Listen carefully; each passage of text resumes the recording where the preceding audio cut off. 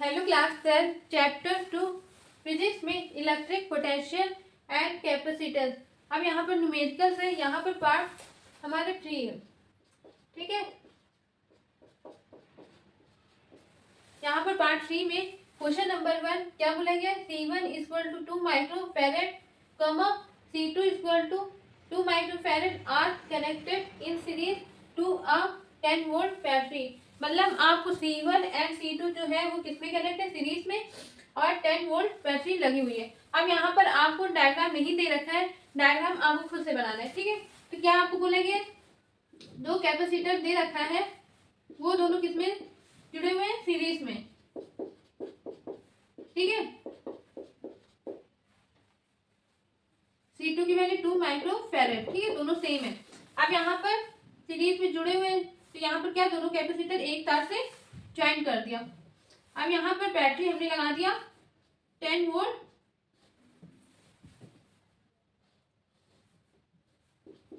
ये क्या है, पोटेंशियल, वोल्टेज हमको दे रखा है 10 वोल्ट। ठीक है, अब इसके बाद हमसे क्या फाइंड करने को बोला गया, रिजल्टेंट कैपेसिटेंस, मतलब आपको टोटल कैपेसिटेंस बताना है। अब आपको पता है ये दोनों किसमें, सीरीज में। अब सीरीज का आपको फॉर्मूला बताया 1/c equal to 1/c1 plus 1/c2 plus 1/c3।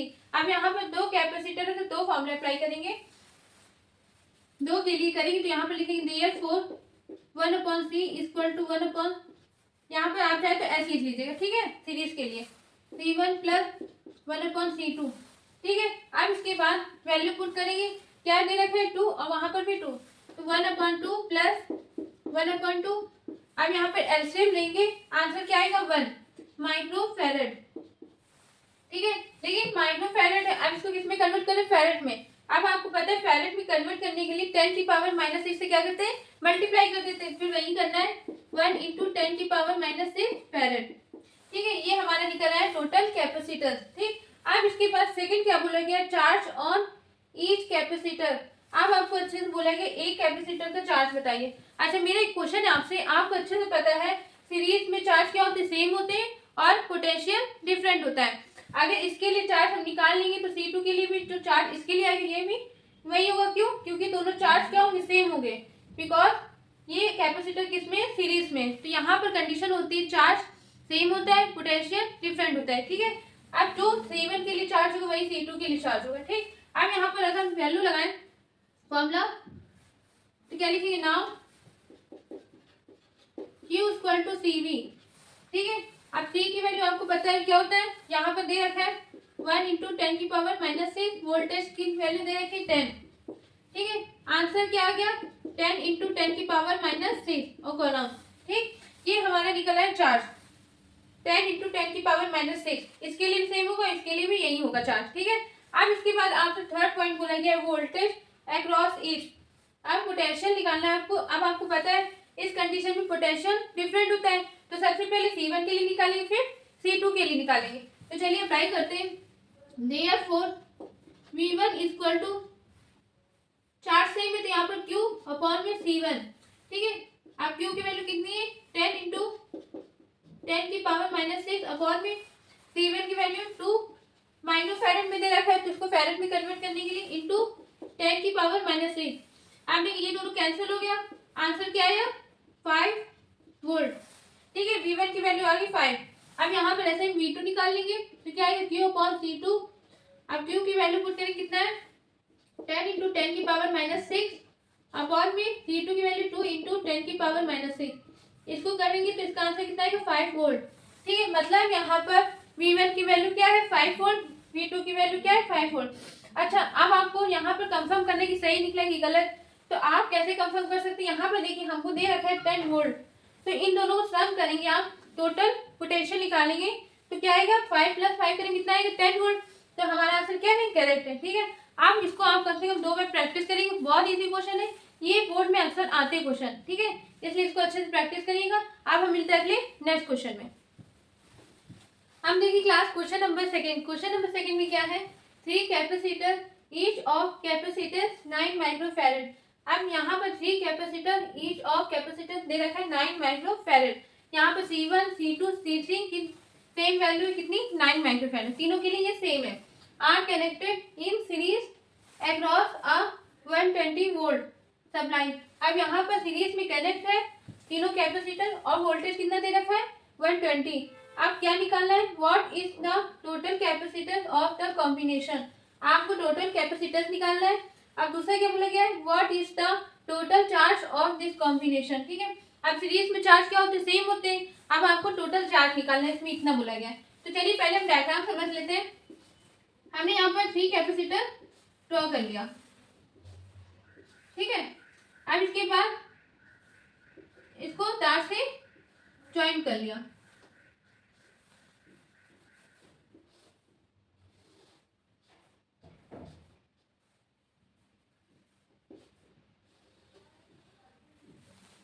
ठीक है, अब यहाँ पर कितना वोल्ट है 120 वोल्ट। C1 की वैल्यू भी सेम है 9 माइक्रोफैरड, C2 की भी सेम होगी 9 माइक्रोफैरड, C3 की भी 9 माइक्रोफैरड। ठीक है, क्यों, क्योंकि इसमें बोलेंगे 3 कैपेसिटर ईच ऑफ कैपेसिटर, तीनों कैपेसिटर के लिए वैल्यू सेम है 9 माइक्रोफैरड। ठीक है, अब उसके बाद यहाँ पर हमने डायग्राम ड्रॉ कर लिया। अब हमको क्या निकालना है, टोटल कैपेसिटेंस। अब सीरीज के लिए फॉर्मूला आपको पता है 1/c equal to 1/c1 plus 1/c2 plus 1/c3। ठीक है, अब यहाँ पर वैल्यू पुट कर देंगे, पहले फॉर्मूला अप्लाई करेंगे। नाउ 1/c इक्वल टू, या एस लगा दीजिएगा सीरीज के लिए, 1/c1 plus 1/c2 plus 1/c3। अब यहाँ पर वैल्यू पुट करेंगे 1/9 प्लस 1/9 प्लस 1/9। तो सॉल्व करने पर पूरा क्या आएगा 3 आएगा। अब यहाँ पर माइक्रोफैरड, आप इसको फैरड में कन्वर्ट करेंगे तो क्या आएगा 3 इंटू 10 की पावर -6। ठीक है, एलसीएम लेंगे 9 और यहाँ पर सब करेंगे 3/9। अब 3/9 है तो 1/3 हो जाएगा, तो यहाँ पर ऊपर लेगा तो 3 माइक्रोफैरड। ठीक है, अब इसके बाद यहाँ पर क्या निकालना है, what is the total charge of this combination. अब आपको फॉर्मूला पढ़ा है, क्या होता है Q इक्वल टू CV। अब Q C की वैल्यू क्या है 3 इंटू 10 की पावर -6 इंटू वोल्टेज कितना दे रखा है 120। ठीक है, अब यहाँ पर सॉल्व करेंगे कितना आएगा 360 इंटू 10 की पावर -6 वोल्ट। ठीक है, बहुत सिंपल क्वेश्चन था, 2 नंबर का ये आता है क्वेश्चन। अब यहाँ पर आप लोग कम से कम 2 बार प्रैक्टिस करिएगा। अब हम मिलते हैं नेक्स्ट क्वेश्चन में। अब देखिए class question number 3। Question number 3 में क्या कहा गया है, 2 parallel plates have area A। यहाँ पर क्या है एरिया है, ठीक है, 200 centimetre square and separation D। अब यहाँ पर 10 मिलीमीटर, ये D क्या है किसकी 2 पैरेलल प्लेट्स की डिस्टेंस है। यहाँ पर फाइंड द कैपेसिटर। अब आपको कुछ तो याद आ रहा होगा, फॉर्मूला भी याद है। अब यहाँ पर डायग्राम देख लीजिए, ये 2 पैरेलल प्लेट्स था। ठीक है, अब यहाँ पर एक S और एक Y, यहाँ पर पॉजिटिव चार्ज थे। ठीक है, कुछ याद आ रहा होगा आप लोग को।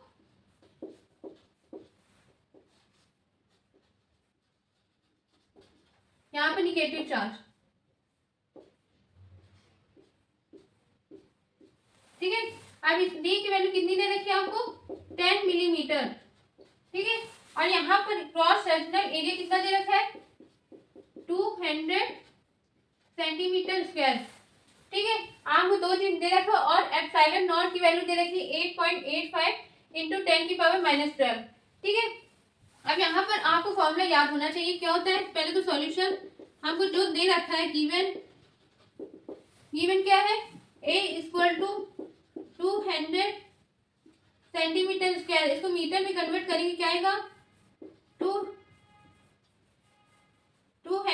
इंटू 10 की पावर -4 मीटर स्क्वायर। अब यहाँ पर D की वैल्यू दे रखी 10 मिलीमीटर। अब इसको मीटर में कन्वर्ट करेंगे तो 10 इंटू 10 की पावर -3 मीटर। ठीक है, अब हमको क्या निकालना है कैपेसिटेंस। ठीक है, अब कैपेसिटेंस हमको निकालना है, तो यहाँ पर आपने फॉर्मूला पढ़ा होगा C equal to epsilon naught A upon में D, ये फॉर्मूला होता है। ठीक है, अगर मान लीजिए आपको बोला जाता है एनी मीडियम, मतलब वाटर मीडियम में रखा हुआ है, यहाँ पर कुछ तो बोला नहीं गया, तो K की वैल्यू क्या है 1 है। ठीक है, अगर मान लीजिए बोला जाता है वाटर मीडियम में रखा गया है, तो वहां पर K की वैल्यू हमको पुट करके फिर सॉल्व करना पड़ता है। ठीक है, अब यहाँ पर देखिए C इक्वल टू 8.85 इंटू 10 की पावर -12 इंटू 200 इंटू 10 की पावर -4 अपॉन में D की वैल्यू कितनी है 10 इंटू 10 की पावर -3। अब C की वैल्यू पूरा सॉल्व करने पर कितना आएगा 1.77 इंटू 10 की पावर -10 फेरेड। ठीक है, ये आंसर आ गया। बहुत इजी क्वेश्चन है, बहुत अच्छा क्वेश्चन है। आप लोग उसको कम से कम 2 बार प्रैक्टिस करिएगा। अब हम मिलते हैं अगले नेक्स्ट वीडियो में नेक्स्ट टॉपिक के साथ। Thank you.